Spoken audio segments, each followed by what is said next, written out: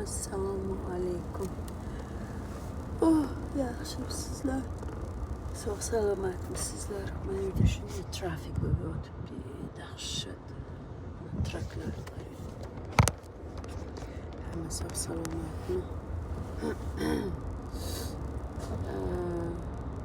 Nogironligi borlar green karta uyni oladi.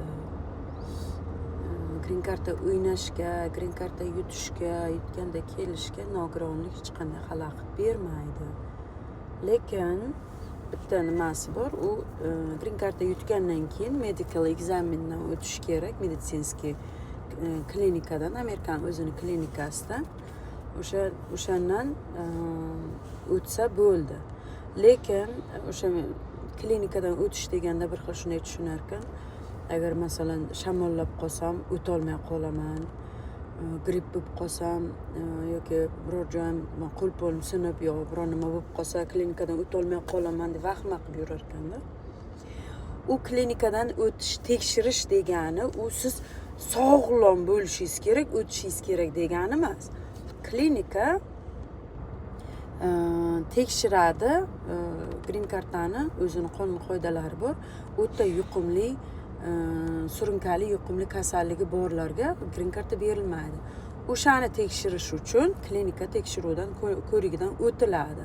U degani masalan sizlar shamollab qolsalaring, bir ko'rchak bo'lib qolsalaring, operatsiya bo'lib qolsalaring klinikadan o'tolmay qolasizlar degani emas.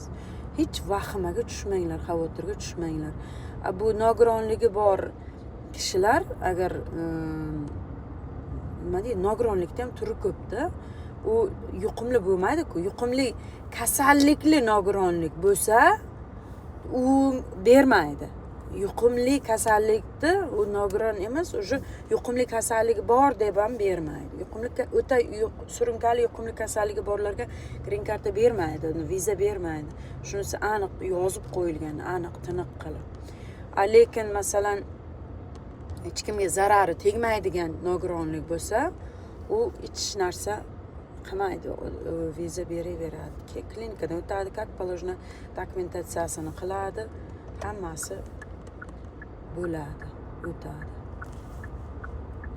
Mana dahshat trafik bo'ldi, probka. Men turgan yo'l yopiq ekan. Endi men mana o'tib olishim kerak. Kimdir menga yo'l bersa, o'taman hozir. Mana yo'l beryapti.